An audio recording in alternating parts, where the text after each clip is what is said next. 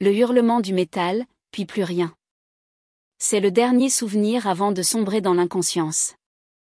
Je m'appelle Madison, et où que vous regardiez ceci, restez avec moi, car la nuit où j'ai failli mourir n'était pas le pire. Le pire, ce fut d'apprendre que mes parents le savaient et qu'ils ne sont toujours pas venus. Il pleuvait quand le camion nous a percutés. J'étais sur le siège passager.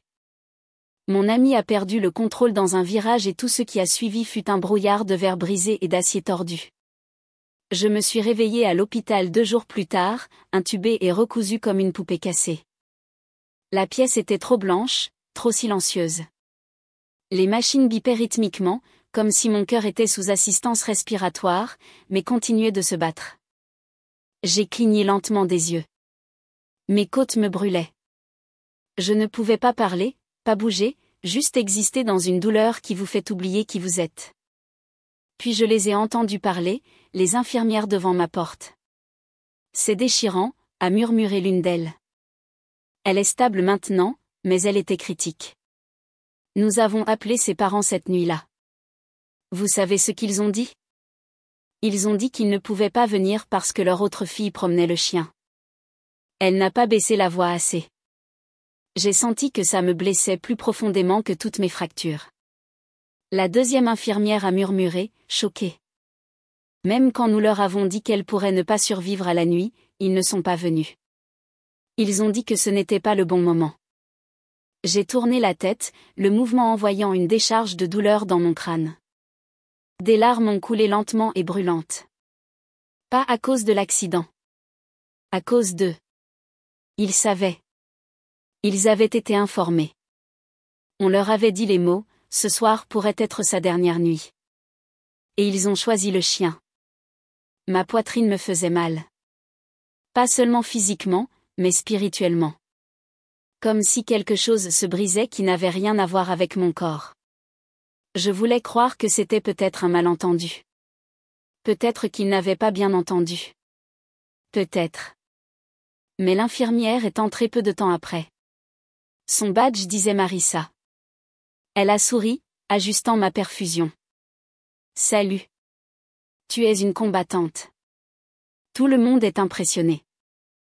Les 2 premiers jours ont été vraiment difficiles.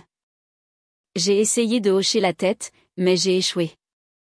Elle a marqué une pause. Puis sa voix s'est adoucie. Tes parents ne t'ont toujours pas rappelé, mais nous sommes là, d'accord? Tu n'es pas seule. Mais j'étais seule.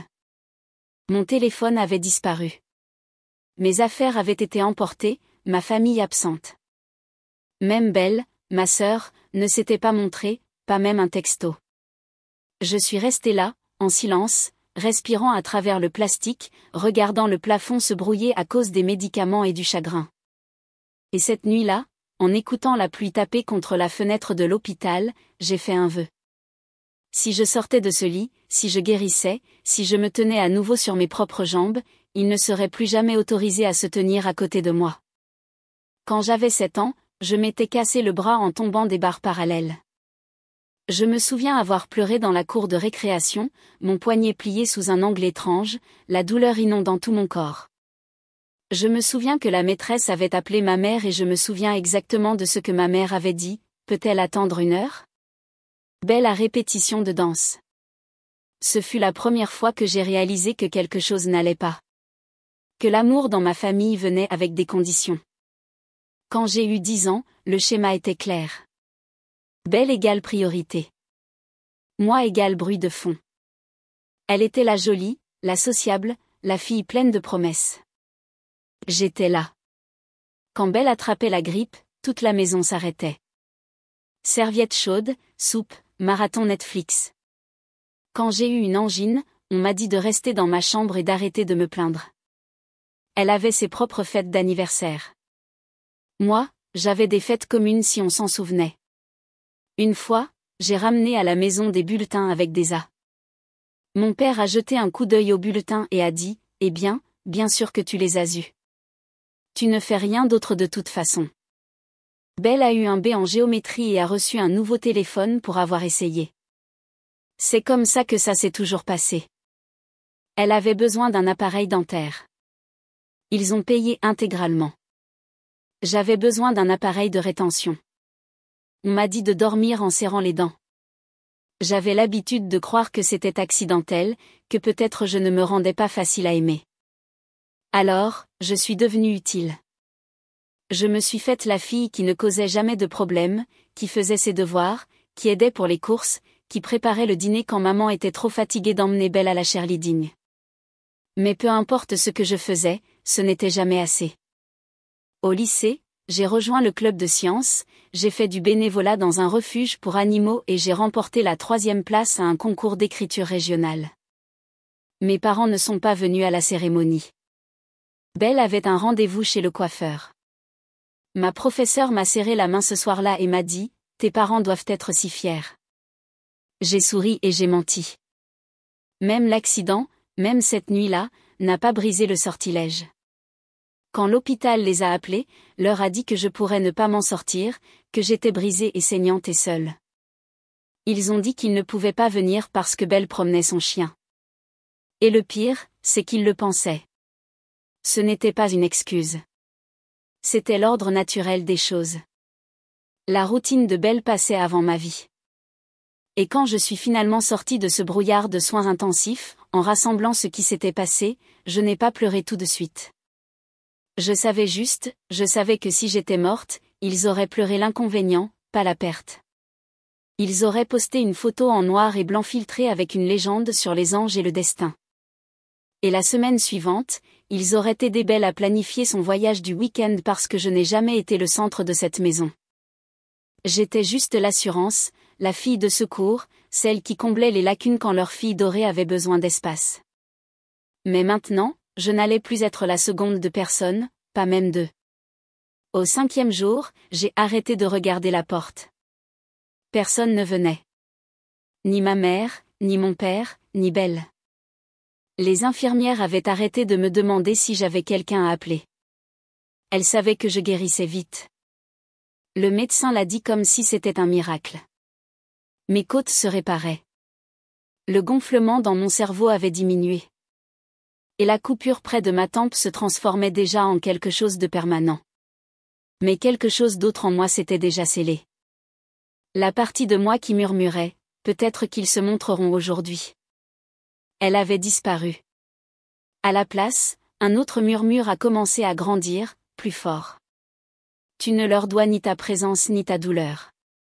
Le 6e soir, l'infirmière Marissa m'a apporté une tasse de thé à la camomille. Elle s'est attardée. Tu sortiras demain, a-t-elle dit doucement. Nous organiserons le transport. As-tu quelqu'un qui peut venir te chercher? Je l'ai regardée dans les yeux. Non, elle a hésité. Voulez-vous que nous les appelions une dernière fois? J'ai secoué la tête. Puis, doucement, j'ai dit, mais je vais leur laisser quelque chose.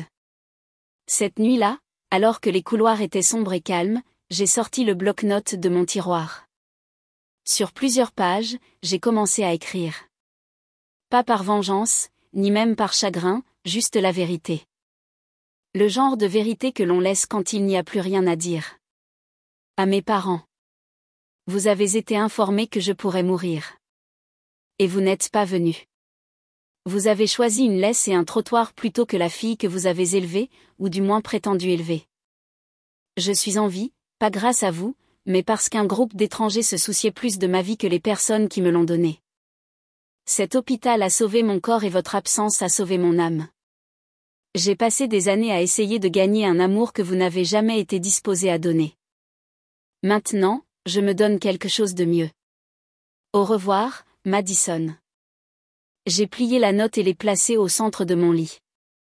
J'ai lissé la couverture, enlevé le moniteur cardiaque, laissé la blouse d'hôpital pliée proprement sur la chaise. L'infirmière à l'accueil a levé les yeux de surprise en me voyant entièrement habillée, les cheveux attachés, une veste légère. « Vous sortez ?» a-t-elle dit. Elle a cligné des yeux. Toute seule, j'ai souri. De la meilleure façon dont je me suis jamais promenée. Je suis entrée dans l'ascenseur, la lettre attendant toujours à l'étage. Au moment où les portes se sont fermées, je savais déjà que je ne remettrais jamais les pieds dans cet hôpital. Et s'il venait jamais, tout ce qu'il trouverait serait une chambre vide, et la vérité qu'il n'aurait jamais pensé que j'aurais la force de dire. Ils se sont présentés une semaine trop tard. C'était un mardi matin. Calme, couvert, le genre de journée qui alourdit tout. Ils sont entrés dans le hall de l'hôpital comme s'il s'agissait d'une autre course, comme s'ils venaient rendre quelque chose, pas affronter les conséquences de leur absence. Ma mère portait des lunettes de soleil, même s'il ne faisait pas soleil. Mon père avait ce regard impatient sur son visage qu'il arborait toujours lorsqu'on lui demandait d'attendre plus de 30 secondes. Belle les suivait de près, tapotant sur son téléphone. Ils se sont approchés de l'accueil. « Nous sommes là pour voir notre fille », a dit ma mère d'un ton plat. Madison. L'hôtesse a cligné des yeux. A tapé puis a marqué une pause. Chambre 214. Ma mère a insisté comme si elle s'en souvenait trop tard. L'hôtesse a hoché lentement la tête. Vous devrez parler à l'infirmière Marissa. Il ne savait pas que Marissa était celle qui avait trouvé ma note. Elle les a rencontrés à l'entrée du couloir. Calme, mesuré, professionnel. Ma mère a froncé les sourcils. Va-t-elle bien? Marissa n'a pas répondu tout de suite. Elle est sortie la semaine dernière, a-t-elle dit. Mon père a cligné des yeux. Excusez-moi? Elle s'est rétablie fortement. Discrètement. Elle a choisi de partir sans vous en informer. La voix de ma mère s'est élevée légèrement. C'est ridicule. Nous étions occupés. Nous avons dit à l'hôpital de nous tenir informés. Marissa est restée composée. On vous a dit qu'elle pourrait ne pas survivre à la nuit. Vous avez dit que vous ne pouviez pas venir. Puis elle leur a tendu l'enveloppe. Celle que j'avais laissée sur le lit. Sans expression. Juste le transfert de poids. Une vérité pliée sur papier. Mon père l'a ouverte. L'a lue en silence. Ses doigts se sont resserrés sur la page à chaque mot. Ma mère a lu par-dessus son épaule. Au 3e paragraphe, sa main couvrait sa bouche. À la fin, elle s'est assise sur la chaise la plus proche. Belle planait derrière eux, fronçant les sourcils. Elle fait du cinéma, a marmonné Belle. Elle reste probablement chez une amie. Elle rentrera à la maison éventuellement. Marissa l'a regardée avec une sorte de douceur qui n'était pas de la pitié. Juste de la compréhension. Je ne pense pas, a-t-elle dit doucement. Quand quelqu'un s'en va aussi tranquillement, il ne cherche pas à revenir. Ma mère a murmuré. Nous sommes ses parents. Marissa a hoché la tête. C'est ce qui rend les choses pires. Le couloir est resté immobile. La note pendait dans leurs mains comme un verdict. Il n'y avait pas de fleurs, pas de bracelet d'hôpital, aucune trace de moi dans cette chambre, juste une couverture pliée, une chaise vide, et une lettre qu'ils ne pouvaient pas réécrire. Ma mère a commencé à pleurer, de petits sanglots contenus, comme si elle savait que même sa crise de larmes arrivait trop tard. Mon père est resté figé. Il n'a pas demandé où j'étais allé parce qu'au fond, il savait qu'il n'avait plus le droit de le savoir. Ils sont restés assis là pendant 10 minutes, puis ils sont partis avec rien, parce que c'est ce qui arrive quand on laisse quelqu'un pour mort et qu'il vit sans vous. Je n'ai pas disparu. J'ai juste cessé d'être visible pour les personnes qui regardaient seulement quand elles avaient besoin de quelque chose. J'ai déménagé à 2 heures de là, loué un petit studio au-dessus d'une librairie d'occasion qui sentait la poussière et les secondes chances. Il y avait une fenêtre, un plancher grinçant, et une salle de bain de la taille d'un placard. Ça ressemblait à de la liberté. J'ai payé le loyer avec un compte d'épargne qu'il ne connaissait pas. Celui que j'avais commencé à constituer en secret au lycée en mettant de côté l'argent de mes anniversaires et les chèques de tutorat. Je n'ai dit à personne où j'allais. Je n'ai laissé aucune trace. Et pour une fois, personne n'a suivi. J'ai trouvé un emploi à temps partiel dans la librairie en bas. La propriétaire, Madame Keller, avait la soixantaine et une voix comme une berceuse enveloppée de gravier. Elle ne posait pas beaucoup de questions. Vous ne fuyez rien, n'est-ce pas? A-t-elle demandé une fois. J'ai répondu, non, je l'ai déjà laissé derrière moi. Elle a hoché la tête comme si elle comprenait, puis m'a tendu une pile de livres à ranger et n'en a plus jamais parlé. La nuit, je tenais un journal. J'écrivais tout ce que je n'avais pas pu dire dans ce lit d'hôpital. Chaque souvenir que j'utilisais pour les excuser. Chaque fois que je me persuadais que leur silence était de ma faute. J'ai commencé une thérapie dans le cadre du programme de traumatisme d'une clinique locale. Gratuit pour les étudiants. Une séance à la fois. J'ai retiré des couches de moi-même que je ne savais même pas être des armures. Pourquoi ne ressentez-vous pas de colère ? A demandé le thérapeute un après-midi. Je ne sais pas, ai-je répondu. Peut-être que j'ai passé tellement de temps à essayer de mériter l'amour que j'ai oublié que j'avais le droit de me sentir trahi. Il a hoché la tête. Vous avez le droit. Cette nuit-là, j'ai pleuré plus fort que je ne l'avais fait depuis l'accident. Pas parce qu'il me manquait, mais parce qu'il ne me manquait pas. Pas une seule fois je n'avais pensé, j'aimerais qu'il soit là. Cette réalisation m'a frappée comme la vérité le fait souvent. Calme, tranchante, définitive. Ils n'étaient pas mon filet de sécurité. Ils étaient la raison pour laquelle j'avais appris à vivre sans. Je me suis inscrite au collège communautaire sous mon propre nom. La première fois de ma vie que je faisais quelque chose pour moi sans attendre la permission ou prétendre que je n'en valais pas la peine. Pas de message d'anniversaire, pas de nouvelles, pas d'excuses. Et le silence, il n'était plus douloureux. C'était une permission. Une page blanche. J'ai recommencé à écrire. Poésie, essais, souvenirs transformés en métaphores. Rien que je n'ai encore partagé publiquement, juste des morceaux de moi éparpillés sur des pages blanches comme une trace de survie. Je me couchais sans me demander qui avait besoin de quelque chose de moi. Je me levais sans vérifier mon téléphone pour obtenir une validation. Je mangeais quand j'avais faim, je marchais quand je voulais prendre l'air, je riais sans culpabilité, je pleurais sans peur. Certaines nuits, je fixais le plafond et je murmurais « Tu as réussi ». Parce que parfois, la seule voix dont vous avez besoin est la vôtre, et l'écho d'un monde dans lequel vous avez enfin choisi d'entrer. Ils ne m'ont jamais déclaré disparu. Ils n'ont jamais essayé de me trouver. Ou peut-être qu'ils l'ont fait et ont réalisé trop tard que je m'étais déjà trouvé. Ils ne se sont pas effondrés d'un coup. Les gens comme eux ne le font jamais. Ils se défont lentement, désordonnés, publiquement, une excuse à la fois. Au début, ils se mentaient à eux-mêmes, aux autres. Elle est juste dramatique. Elle a probablement besoin d'espace. Madison a toujours eu un faible pour le drame. Vous savez à quel point elle est sensible. Il disait aux voisins que je voyageais. Il disait à ma tante que je faisais une pause dans mes études. Il se disait que je reviendrais en rampant quand le vrai monde me rattraperait. Mais quand les jours sont devenus des semaines et les semaines des mois, les gens ont commencé à poser de vraies questions. Lors d'une réunion de famille, une cousine, celle qui voyait toujours clair, a demandé directement à ma mère « Attends, Madison n'a-t-elle pas failli mourir ? Où est-elle maintenant ?» Ma mère a éludé. « Oh, elle va bien. Elle se cherche juste. » Mon père est intervenu en essayant de rire. Nous lui avons toujours donné la liberté. Elle avait juste besoin d'un peu d'air. Mais cette cousine n'était pas convaincue.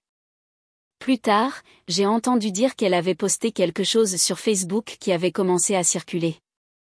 Intéressant comme certains parents ne trouvent pas le temps de se présenter dans les hôpitaux, mais veulent soudainement du crédit pour avoir donné la liberté quand leur fille disparaît.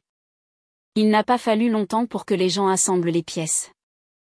Quelqu'un de l'hôpital a anonymement divulgué une partie du registre d'admission.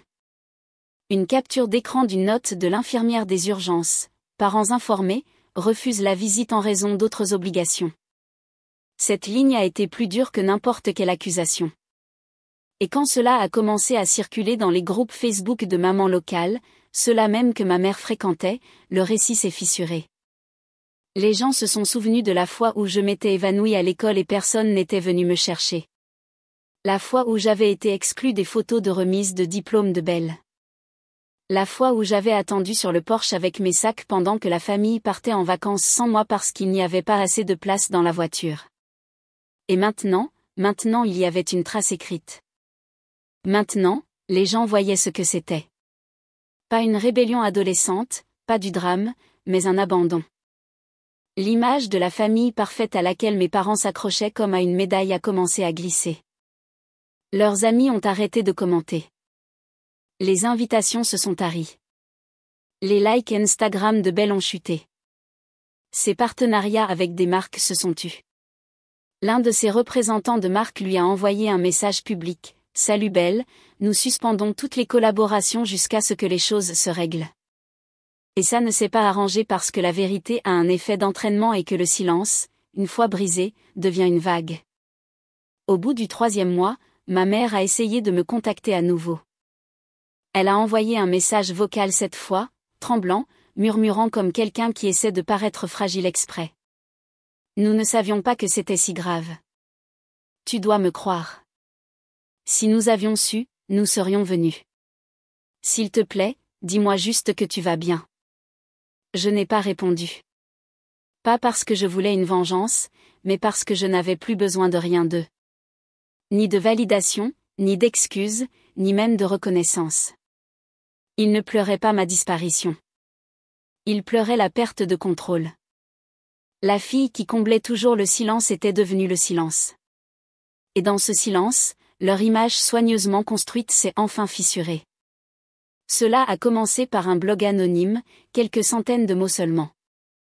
Je l'ai appelé « La nuit où ils ne sont pas venus ».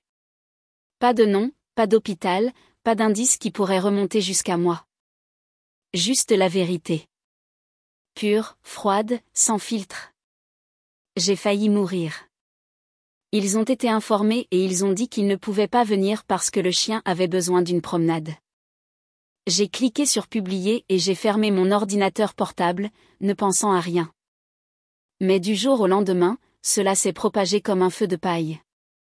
D'abord 10 partages, puis une centaine, puis des milliers. Les gens commentaient des choses comme « c'était moi ». Je pensais que j'étais folle. J'ai raconté exactement cette histoire à mon thérapeute. Mes parents ne sont pas venus non plus. Quand j'ai été heurtée, quand je saignais, ils ne sont toujours pas venus. Cela n'a pas cessé. C'est repris par un magazine de bien-être sous un article intitulé « Lettres des oubliés ». Et c'est là que le courriel est arrivé. Nous aimerions publier votre histoire en version imprimée. Nous voulons vous payer. Nous pensons que vous dites ce que beaucoup de gens ne peuvent pas dire. J'ai dit oui. Pas pour l'argent, pas pour la gloire, mais parce que j'avais réalisé quelque chose. Je n'étais pas la seule. Je n'étais pas la seule fille à m'être assise seule dans un lit d'hôpital à attendre une famille qui n'avait jamais eu l'intention de venir. Je n'étais pas la seule fille à qui on avait demandé de comprendre la cruauté comme structure, la distance comme discipline, le silence comme force. Et en partageant mon histoire, je ne suis pas devenue faible. Je suis devenue bruyante. Plus bruyante qu'ils ne l'ont jamais autorisée. L'essai a été publié sous un pseudonyme. Toujours aucune mention de Madison. Toujours en sécurité. Toujours distante. Mais quand j'ai tenu le magazine imprimé dans ma main et que j'ai vu mes mots en gros caractères noirs, j'ai pleuré. Pas parce que ça faisait mal, mais parce que j'avais survécu. Et maintenant, quelqu'un d'autre le pourrait aussi. Une semaine plus tard, j'ai reçu un courriel d'une lectrice. Une fille du Nebraska. Merci. Mes parents m'ont quittée après que j'ai fait mon coming out. Je suis restée silencieuse pendant des années. Lire vos mots m'a fait me sentir moins folle. Vous avez sauvé quelqu'un. Vous m'avez sauvée. J'ai imprimé ce courriel, je l'ai épinglé au mur au-dessus de mon bureau. J'ai continué à écrire des essais, des réflexions, des notes de survie transformées en guides. Et chaque fois que je voulais prendre mon téléphone et hurler, « Pourquoi n'êtes-vous pas venu ?» j'ai tapé à la place. Parce que cette version de moi, celle qui hurlait dans sa tête pendant que les machines bipaient autour d'elle, elle n'avait pas besoin d'excuses. Elle avait besoin d'une voix. Et maintenant, elle en avait une. Je n'ai toujours pas parlé avec eux. Ils ne savent toujours pas où je suis. Mais j'imagine qu'ils lisent l'histoire, voient le titre, sentent une froide goutte dans leur poitrine, se demandent si c'est à propos d'eux, sachant que ça l'est, car celle qu'ils utilisaient pour faire taire est devenue la voix que tout le monde entendait. Un an plus tard, je me tenais devant un auditorium bondé, un microphone à la main, les lumières douces et chaudes au-dessus de moi, pas dans un hôpital, pas dans une maison de famille, mais lors d'une conférence nationale sur le traumatisme des jeunes. J'étais la conférencière de clôture, la fille qui n'avait pas de visiteurs, pas de fleurs, pas d'appels. La fille qui est sortie de l'hôpital avec une démarche boiteuse et une note et qui n'a jamais regardé en arrière. Maintenant, elle était un nom sur la bannière. Madison Lynn, essayiste sur le traumatisme, survivante, conteuse. Quand on m'a présentée, le public s'est levé, certains ont applaudi, certains ont pleuré, certains étaient simplement silencieux, écoutant vraiment. Et je leur ai dit la vérité, pas pour accuser, pas pour honte, mais pour leur montrer que la survie ne signifie pas partir sans cicatrice. Cela signifie marcher quand même. Ils ne sont pas venus quand je mourrai. Donc, ils n'ont pas le droit de venir maintenant que je vis. Je l'ai dit lentement, clairement. Et quelque part dans la dernière rangée, quelqu'un a murmuré « Merde ». Après le discours, je suis sortie dans le couloir pour respirer. C'est là qu'une femme s'est approchée de moi. Son visage était pâle, familier. Belle. Je ne l'avais pas vue depuis un an. Elle avait l'air différente, plus petite, comme si le piédestal sur lequel elle se tenait autrefois s'était enfin fissuré sous son poids. « J'ai vu votre article », a-t-elle dit. Et je ne savais pas. Je ne savais pas que c'était si grave. Je l'ai regardée, calme, imperturbable. « Tu savais », ai-je dit. « Tu ne voulais juste pas demander. » Elle a cligné des yeux, blessée. « Je suis désolée. » J'ai hoché la tête. « C'est bien d'entendre ça. » Elle a attendu. Peut-être un câlin, une larme, une chance. Je n'en ai pas offert. J'ai reculé et elle m'a regardé partir de la même manière qu'elle regardait autrefois le lit d'hôpital et choisissait une laisse plutôt qu'une vie. Plus tard ce soir-là, j'ai reçu un message sur mon compte d'auteur public de mes parents. Nous sommes fiers de toi. Reviens à la maison. Je l'ai supprimé sans ouvrir le corps du message. Pas par amertume, mais par clarté, parce que j'avais appris la différence entre guérir et réinviter le poison à table. Mon histoire n'allait plus jamais être à propos d'eux. C'était à propos de moi. La fille qui avait eu un arrêt cardiaque émotionnel bien avant l'accident. La fille qui avait attendu en silence que quelqu'un prouve qu'elle comptait. La fille qui avait finalement arrêté d'attendre et était partie. Ils pensaient que j'étais morte dans cet hôpital. Mais ce qui est vraiment mort, c'est mon silence, mon besoin de leur version de l'amour, mon désir d'une place à une table qui n'a jamais été dressée pour moi. Je n'ai pas eu d'arrêt cardiaque. Je suis juste partie. Et en partant, je suis revenue à la vie.